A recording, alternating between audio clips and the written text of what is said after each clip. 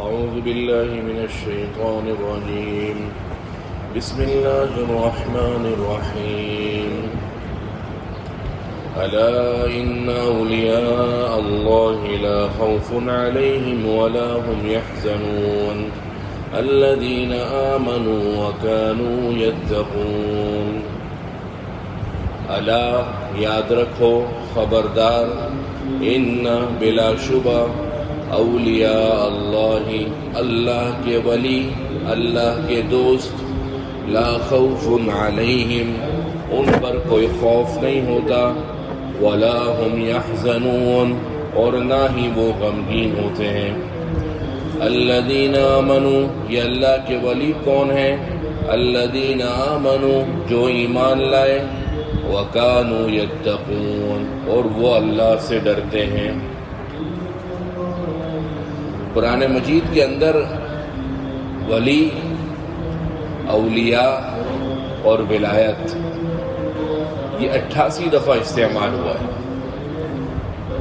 ولی دوست اولیاء دوست کی جمع اولیاء اور ولایت یعنی دوستی یہ معاملہ قرآن مجید کے اندر 88 دفعہ استعمال ہوا ہے اور لا خوف علیہم ولا هم يحزنون یہ قرآن مجید کے اندر کل ملا کر 14 دفعہ قرآن مجید نے درجنوں مقامات پر تقریباً 14 مقامات پر کہا ہے کہ لا خوف علیہم ولا هم يحزنون نہ ان پر خوف ہوتا ہے اور نہ وہ غمگین ہوتے ہیں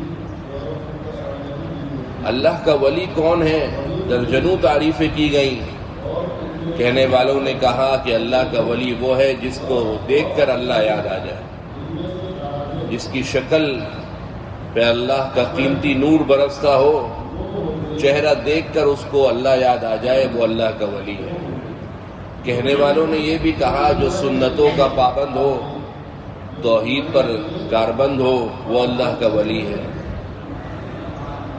لیکن جو تعریف قرآن نے کی ہے وہ ہے الذین آمنوا وکانوا یتقون یہ قرآن کی تعریف ہے ایک اور جگہ پر قرآن نے کہا ان اولیاءہ الا المتقون اللہ کے ولی تو اللہ سے ڈرنے والے اور یہاں پر ایمان کے بعد کہا کہ وکانوا یتقون وہ لوگ اللہ سے ڈرتے ہیں اس کی کچھ بات گزشتہ کل میں نے بتا دی تھی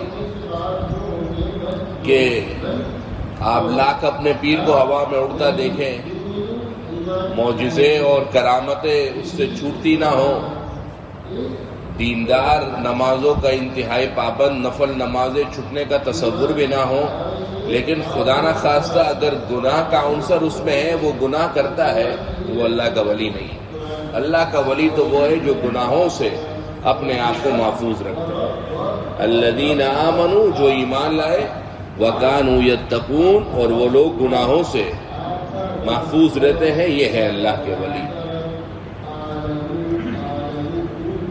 خبردار یاد رکھو ان اولیاء اللہ بلا شبہ اللہ کے دوست لا خوف علیہم ان پر کوئی خوف نہیں ہوتا ولا هم يحزنون اور نہ ہی وہ غمگین ہوتے ہیں خوف کسے کہتے ہیں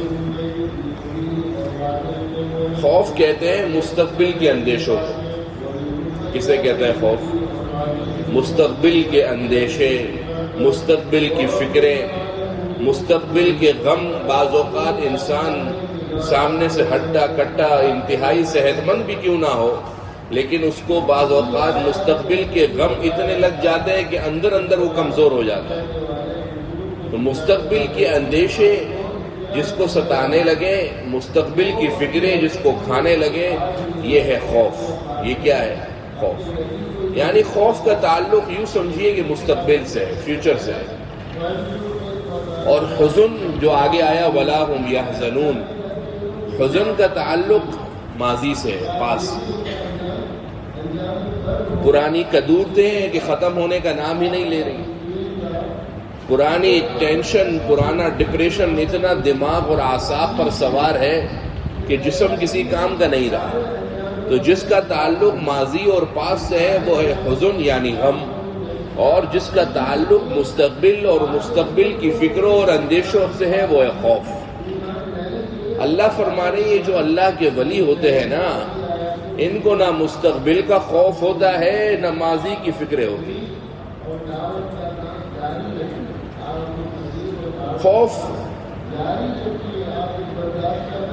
طلحہ عبد الاحد صاحب کے پاس سانپ آ گیا، یہ سانپ آیا تو یقیناً ان کو خوف لاحق ہوگا۔ اس خوف کو اردو زبان میں کہتے ہیں ڈر۔ جب یہ خوف لاحق ہوگا تو سانپ سے دور بھاگیں گے یا قریب ہوں گے؟ یہ وہ خوف ہے جو سانپ سے لگ رہا ہے لیکن سانپ سے آدمی دور بھاگ رہا ہے۔ عبد المقیت صاحب کو اللہ سے خوف ہے، اللہ سے ڈر ہے۔ عبد المقیت صاحب، آپ کو اللہ سے خوف اور ڈر ہے تو اللہ کے قریب ہو جائیں گے یا دور بھاگیں گے؟ قریب ہو جائیں گے۔ حالانکہ دونوں کا مطلب ایک ہی ہے، دونوں خوف ہے، دونوں اردو زبان میں ڈر کہتے ہیں، لیکن ایک خوف انسان کو سانپ سے دور کر رہا ہے اور ایک خوف مسلمان کو اللہ سے دور، اللہ سے قریب کر رہا ہے۔ حالانکہ دونوں خوف ہے، دونوں ڈر ہے۔ تو جو یہاں پر خوف کہا گیا اس کا تعلق دین سے نہیں ہے، اس کا تعلق آپ کی دنیا سے، کیونکہ جو دین کا خوف ہے، جو اللہ کا خوف ہے، اس کو قرآن کہتا ہے خشیت۔ اس کو قرآن کیا کہتا ہے؟ خشیت۔ قرآن مجید کے اندر جو لفظ خشیت ہے یہ اردو زبان کا خوف ہے، لیکن اردو زبان اتنی جامع معنی نہیں ہے کہ اللہ کے لیے الگ لفظ ہو اور مخلوق کے لیے الگ لفظ ہو، تو دونوں جگہ بولتے ہیں۔ اس کو اللہ سے ڈر لگتا ہے، اس کو سانپ سے ڈر لگتا ہے۔ حالانکہ اللہ سے ڈر کے اللہ کے قریب ہوتا ہے، سانپ سے ڈر کے سانپ سے دور بھاگتا ہے، لیکن بولتے دونوں خوف ہے۔ لیکن قرآن مجید اور عربی زبان کی بلاغت، فصاحت اور سلالت یہ بات بتلاتی ہے کہ جو چیز آپ کو سامنے ڈرنے والی چیز سے دور کر دے وہ تو خوف ہے، لیکن جو چیز سامنے والے سے قریب کر دے وہ بظاہر تو خوف ہے لیکن در حقیقت وہ خشیت ہے۔ وہ کیا ہے؟ جبھی اللہ نے فرمایا انما یخشی اللہ من عبادہ العلماء، اللہ سے اصل معنی میں، حقیقت میں ڈرنے والے تو یہ علماء ہیں۔ ان کو اصل خوف اللہ کا پتہ ہے، کیونکہ علم ہے، حکمت کے دروازے اللہ نے ان پر کھولے ہوئے ہیں، تو اصل خوف اللہ کا ہی نہیں تو ہے۔ تو یہ وہ خوف نہیں ہے جو مجھے اور آپ کو سانپ سے ہوتا ہے، یہ وہ خوف ہے جو اللہ سے ہو جاتا ہے۔ جب اللہ سے یہ خوف بڑھتا چلا جاتا ہے انسان اللہ کے قریب ہوتا چلا جاتا ہے۔ جب یہ خوف اللہ سے کم ہوتا چلا جاتا ہے انسان گناہوں کے دلدل میں اور معصیت کے سمندر کے اندر گھستا اور ڈوبتا چلا جاتا ہے۔ الا ان اولیاء اللہ، خبردار بلا شبہ اللہ کے دوست، لا خوف علیہم ولا هم یحزنون، نہ ان پر کوئی خوف ہے نہ وہ غمگین ہے۔ جو شخص اللہ سے ڈرتا ہے، جو شخص اللہ سے ڈرتا ہے، پوری دنیا اس کے سامنے سرنڈر اور سرنگوں ہو جاتی ہے۔ جو شخص اللہ سے ڈرتا ہے پوری دنیا اس کے سامنے سرنگوں اور سرنڈر ہو جاتی ہے، اور جو اللہ سے نہیں ڈرتا پوری دنیا اس کے سامنے ٹٹ کر کھڑی ہو جاتی ہے۔ پھر وہ پوری زندگی اس طرح گزارتا ہے کہ کبھی مستقبل کی فکریں سامنے ہیں، کبھی مستقبل کے اندیشے سامنے ہیں، کبھی ماضی کے غم اس کو توڑ رہے ہیں، کبھی ماضی کے فکریں اس کے اعصاب پر سوار ہیں۔ در حقیقت وہ بظاہر اچھا خاصا دیکھنے والا انسان، مسلمان، اندر سے خالی اور کورا اس لیے ہو جاتا ہے کہ خوف اللہ کا ختم ہو جاتا ہے۔ جس کو اللہ کا خوف ہے اس کو مخلوق کا خوف نہیں رہتا، اور جس کو مخلوق کا خوف ہے وہ اللہ کے خوف سے دور ہو جاتا ہے۔ اصل ہے اللہ کا خوف۔ جب اللہ کا خوف دل کے اندر آئے گا تو انسان اللہ کے علاوہ جتنی چیزیں ہیں اس سے ڈرنا بند کر دے گا۔ یہ تبلیغ والے بیچارے ایسے ہی بار بار نہیں کہتے اللہ سے ہوتا ہے، اللہ کے غیر سے کچھ نہیں ہوتا۔ یہ بہت بڑا جملہ ہے، اتنا بڑا جملہ ہے کہ اس پر کتابیں کیا سمندر بھی لکھ لیے جائے تو بھی کم ہے۔ اللہ سے ہوتا ہے، اللہ کے غیر سے کچھ نہیں ہوتا۔ لوگ کہتے ہیں یار یہ بار بار تبلیغ ایک ہی بات کرتا ہے، اللہ سے ہوتا ہے اللہ کے غیر سے نہیں ہوتا۔ کیا کریں؟ ظہر کی نماز کے اندر بائک پر بیٹھ کر ذرا بازاروں کا چکر لگا لیں، معلوم ہوگا یہ سب وہ لوگ ہیں جو مسلمان ہیں لیکن دکان کسی کی بند نہیں ہو رہی، اس لیے کہ ان کو لگ رہا ہے کہ ہم اللہ کے کام کے لیے گئے تو پیچھے ہمارا گاہک آئے گا، ہمارا رزق کا کیا ہوگا بھائی؟ اس لیے کہ اللہ کا خوف سے دور ہو گئے نا. جب اللہ کے خوف سے دور ہوئے تو دنیا ان کے سامنے ایسے کھڑی ہوئی, اور جب اللہ کے خوف سے دور ہوئے تو اسی اللہ نے مجھے اور آپ کو کر کے بتایا کہ کتنا بڑا لاک ڈاؤن پوری دنیا کے اندر ہوا. جو نماز کے لیے کاروبار اور تاجر ایک نماز کے لیے اپنی دکان دفتر بند کرنا مناسب نہیں سمجھتا تھا, اسی نے 40 دن 50 دن 2 مہینے اپنی دکانیں دفتر بند رکھے. کیوں؟ خوف دنیا. کرونا کا خوف آ گیا. جب کرونا کا خوف آیا تو دکانیں, دفاتر, مال, شاپنگیں سب بند. لیکن اللہ کے خوف سے ایک وقت پر دکان بند کرنا, اللہ نہ کرے, میرے لیے مشکل اس لیے ہو جاتا ہے کہ میں اللہ کے خوف سے دور. الا ان اولیاء اللہ, خبردار یاد رکھو, اللہ کے ولی وہ ہیں کہ جنہیں نہ خوف ہے نہ کوئی غم ہے. ایک وظیفہ وہ ہے جسے پیر صاحب بتاتے ہیں, ایک وظیفہ وہ ہے جسے عالم بتاتا ہے, ایک وظیفہ وہ ہے جسے مفتی بتاتا ہے, ایک وظیفہ وہ ہے جسے شیخ بتاتا ہے. مگر میرے بھائی ناراض نہ ہوئیے گا, اصل وظیفہ سب سے پہلے اس وظیفے کا حق ہے جو بتانے والے اللہ کے نبی خود ہیں. کیا کرنا اپنے پیروں کے وظیفے پڑھنے کا؟ اللہ کے نبی نے وظیفہ خود بتایا, وہ پڑھتے نہیں, پیروں کا وظیفہ پڑھنا. فرض نماز کے بعد آپ کے امام صاحب سلام پھیر دیتے ہیں, کوئی ادھر ہاتھ رکھ کے وظیفہ پڑھتا ہے, کوئی ادھر ہاتھ رکھ کے پڑھتا ہے, کوئی ادھر ہاتھ رکھ کے پڑھتا ہے. بھئی آپ کو ادھر ہاتھ رکھ کے پڑھنے کا کہا کس نے؟ میرے شیخ نے میرے کو کہا ہے, فلانے پیر صاحب نے میرے کو کہا ہے. میں آپ کو بتاتا ہوں اللہ کے نبی کا بتایا وہ وظیفہ, اور ایسا وظیفہ کہ دنیا کے سارے غم فکر اگر یقین کے ساتھ پڑھیں گے اور اللہ کا علم و حکمت آپ کے ساتھ شامل حال ہوئی, یہ سارے غم ٹینشن ختم ہو جائیں.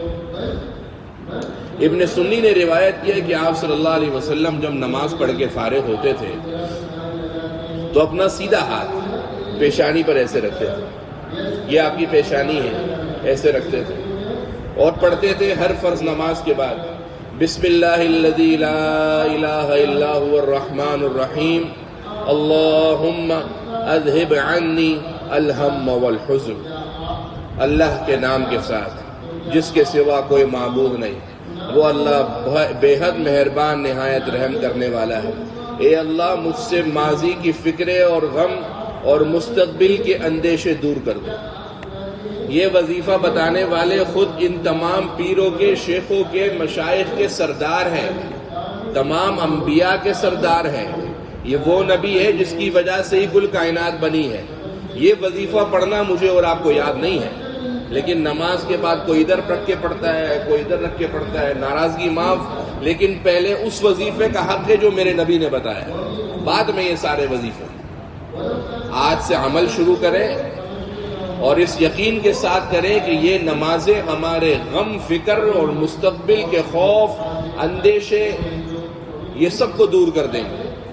بسم اللہ الذی لا الہ الا هو الرحمن الرحیم اللہم اذہب عنی الہم والحزن. اب آپ جب نے اللہ کے نبی کا بتایا وظیفہ پڑھ لیا, اب آپ اپنے شیخ کا بتایا وظیفہ پڑھیں, پیر صاحب کا وظیفہ پڑھیں, اگر وہ مستند ہے تو پڑھیں, کوئی اشکال نہیں. لیکن پہلا حق کس کا ہے؟ اللہ کے نبی. عمل کریں گے انشاءاللہ.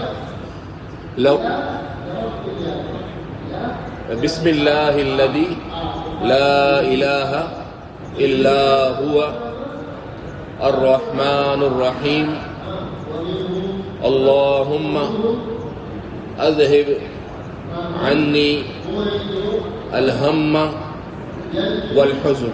میں انشاءاللہ تفسیر والے گروپ کے اندر بھی یہ ڈال دیتا ہوں. عنی الہم, الہم ہم ہا میم میں لکھا ہوا وہ گروپ کے اندر ڈال دیتا ہوں, اگر آپ اس میں دیکھیں. لہم البشرا, ان کے لیے خوشخبری ہے, فی الحیات الدنیا و فی الآخرہ, دنیاوی زندگی میں بھی اور آخرت میں. سن رہے بھائی, جب اللہ سے ڈرنے والا ڈرا تو ڈر تو وہ رہا تھا دنیا کے لیے, لیکن خوشخبری اللہ دنیا میں بھی دے رہا ہے اور آخرت میں بھی دے رہا ہے. کیا خوشخبری ہے؟ کہ ان پر کوئی خوف نہیں آئے گا. یہ اللہ کے ولی ایسے ہوتے ہیں کہ ان پر اگر غم کے پہاڑ بھی ٹوٹ جائیں گے اگر ان پر غم کے پہاڑ بھی ٹوٹ جائیں گے تو ان کے چہرے سے آپ کو غم کے اثرات اتنے نمودار نہیں ہوں گے مستقل طور پر. دیکھیں ایک ہے عارضی طور پر غمگین ہو جانا. آپ مجھے اپنا استاد مان رہے ہیں, ادھر خالی چوہا آ جائے سب سے پہلے میں بھاگوں گا آپ کے پاس. تو یہ مطلب نہیں ہے کہ آپ تو کہیں یار خوف تو ہوتا ہی نہیں, آپ کیسے بھاگ رہے ہیں. ایک ہے خوف کا ہونا, ایک ہے پریشانی کا ہونا, اور ایک ہے خوف زدہ رہنا, اور ایک ہے پریشان رہنا. خوف تو انبیاء پر بھی آتے ہیں, پریشان تو انبیاء بھی ہوتے ہیں. اللہ نے حضرت موسیٰ سے کہا لا تخف ولا تحزن. اللہ نے حضرت حضور صلی اللہ علیہ وسلم نے حضرت ابو بکر سے بھی کہا لا تحزن, غمگین مت ہوئیے. تو غم ایسا نہیں انبیاء پر نہیں آتے, نہیں, غم انبیاء پر بھی آتے ہیں, پریشانیاں انبیاء پر بھی آتی ہیں, خوف انبیاء پر بھی آتے ہیں, لیکن وہ پریشان ہوتے ہیں, پریشان رہتے نہیں ہیں. وہ خوف زدہ ہو ضرور جاتے ہیں وقتی طور پر, لیکن خوف زدہ رہتے نہیں ہیں. وہ غمگین وقتی طور پر, عارضی طور پر, ٹیمپریری ہو ضرور جاتے ہیں, لیکن وہ غمگین پرماننٹ رہتے نہیں. یہ ہے اللہ کے ولی. لہم البشرا, ان کے لیے خوشخبری ہے, فی الحیات الدنیا, دنیاوی زندگی میں, وفی الآخرہ, اور آخرت میں. میرا لکھا ہوا اس میں تبدیلی ہو سکتی ہے. آپ جتنا اچھا قرآن کا ترجمہ لکھ لیں اس کے اندر اونچ نیچ ہو سکتی ہے, لیکن یہ جو بشارت دے رہا ہے یہ اللہ خود دے رہا ہے. اور اللہ کہہ رہا ہے جب میں یہ بات کہہ رہا ہوں تو اس کے اندر کوئی تبدیلی نہیں ہے. لا تبدیلا, کوئی تبدیلی نہیں ہو سکتی, لکلمات اللہ, اللہ کی باتوں میں, اللہ کے وعدوں میں. ذالک, اور یہ خوشخبری, هو الفوز العظیم, بڑی کامیابی ہے. لہم البشرا, ان کے لیے خوشخبری ہے, فی الحیات الدنیا وفی الآخرہ, دنیاوی زندگی میں بھی اور آخرت میں. لا تبدیل لکلمات اللہ, اللہ کے وعدوں میں کوئی تبدیلی نہیں ہے. ذالک, اور یہ خوشخبری, هو الفوز العظیم, بڑی کامیابی ہے. لوگ بہت تنگ کریں گے آپ کو, اذیت پہنچائیں گے, تکلیفیں دیں گے, تنقیدیں کریں گے, پریشان نہ ہو. انبیاء کو بھی تنگ کیا گیا, انبیاء پر بھی پریشانیوں کے پہاڑ ڈھائے گئے, انبیاء پر بھی تنقیدیں ہوئیں, انبیاء پر الزامات لگے, انبیاء پر بہتان تراشی ہوئی, لیکن انبیاء چونکہ اللہ کے ولی تھے ان کے ساتھ اللہ تھا.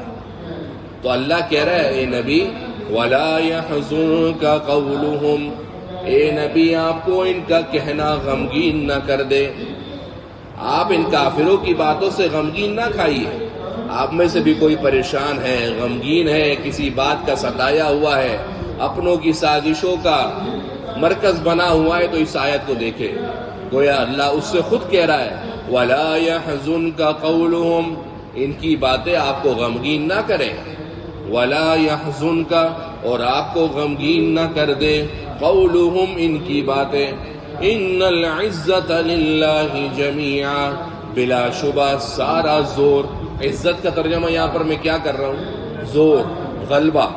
ان بلا شبہ, العزت, سارا زور, سارا غلبہ, للہ, اللہ ہی کے لیے ہے, جمیعاً, سب کے سب کا, جمیعاً, سب کے سب کا. حافظ کون ہے آپ میں سے, کیا نام ہے, وقاص, معاذ.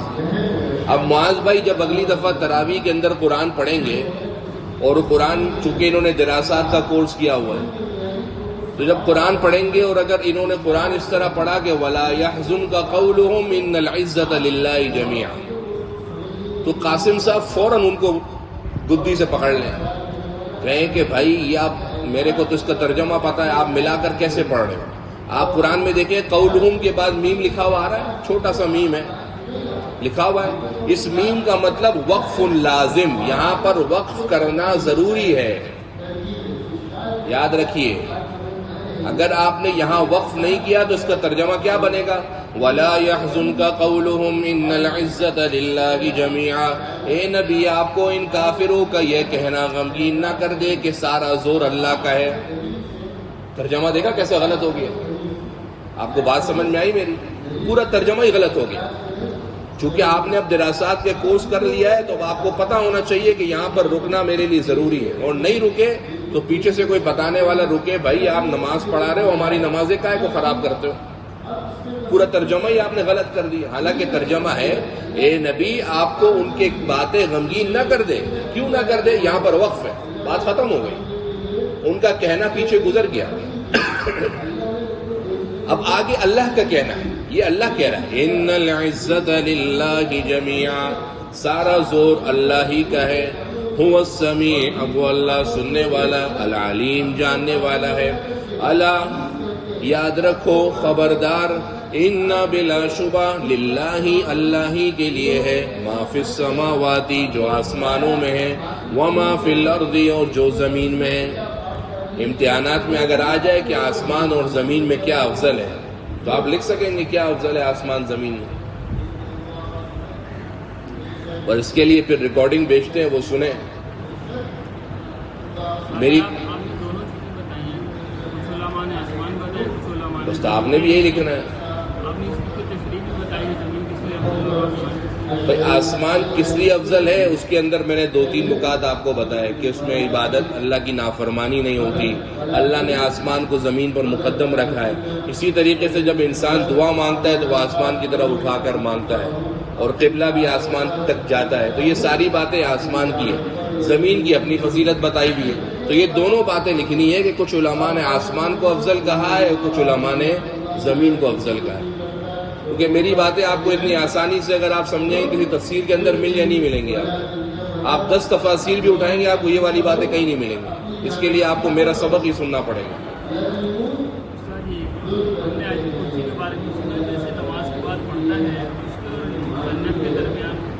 کیا پڑھتا ہے؟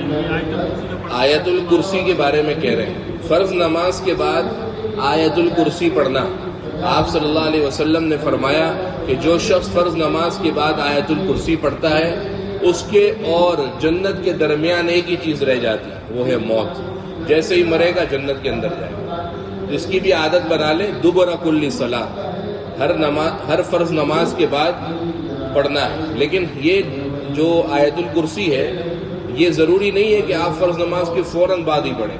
امام صاحب دعا کرا لیں پھر پڑھ لیں، سنت ہے پھر پڑھ لیں. کیونکہ وہ جو بسم اللہ الذی لا الہ والی دعا ہے وہ بہت مختصر سی ہے، وہ آپ کو پڑھنے میں 3 سیکنڈ لگیں گے. تو اس کے لیے میں نے آپ کو بتایا کہ فرض نماز کے فوراً بعد، چونکہ آپ صلی اللہ علیہ وسلم کی عادت تھی تو آپ کے لیے بھی پڑھنے کا بتایا. اور بعض روایات میں یہ بھی ہے کہ آپ صلی اللہ علیہ وسلم ایسے فرماتے تھے، بسم اللہ الذی لا الہ الا هو الرحمن الرحیم. یہ صحابہ جو ہے نا یہ ایسے کامیاب نہیں ہو گئے. آج میں کہہ دیتا ہوں، میں نے ایک دفعہ ممبر پر کہہ دیا حضرت بلال، تو وہ ایک صاحب میرے پاس آئے، کہنے لگے کہ مجھے آپ پر بڑا غصہ ہے. میں نے کہا کیا ہو گیا بھائی؟ کہنے لگا کہ آپ نے حضرت بلال کہا. تو میں نے کہا میں کیا کہوں؟ بولا کہیں حضرت بلال رضی اللہ عنہ.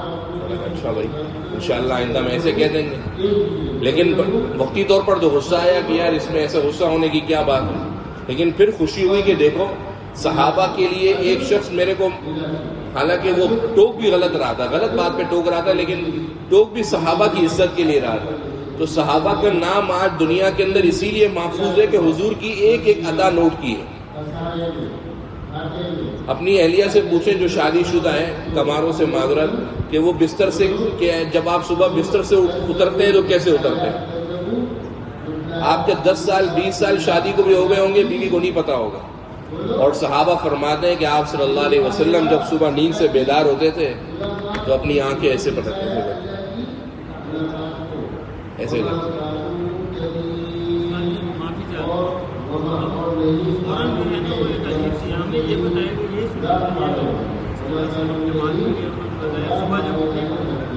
اس سے کریں، اس سے شہادت کی انگلی ہے نا، یہ سنت ہے. یہ وہ سنت ہے جو صرف سنت محبت کی سنت ہے. یہ صحابہ نے کیا کیا، حضور کی سنتیں محفوظ کر لی ہیں اور ہم کو وہ پتہ ہی نہیں ہے.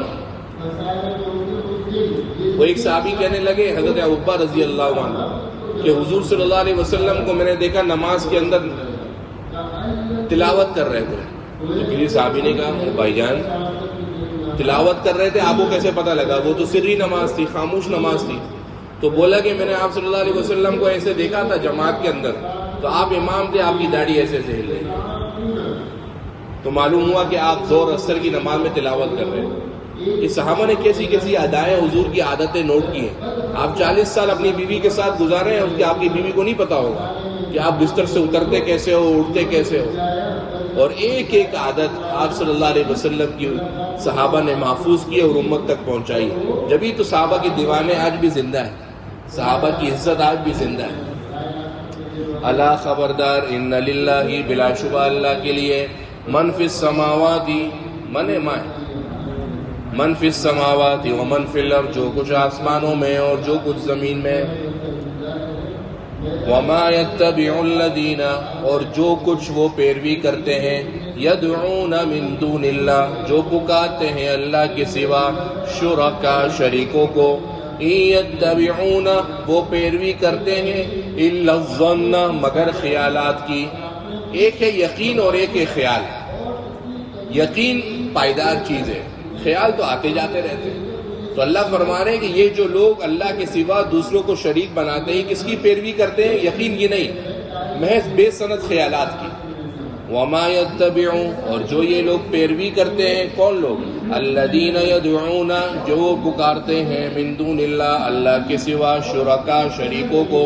یتبعون، یہ پیروی کرتے ہیں، الا الظن، مگر گمانوں کی، خیالات کی.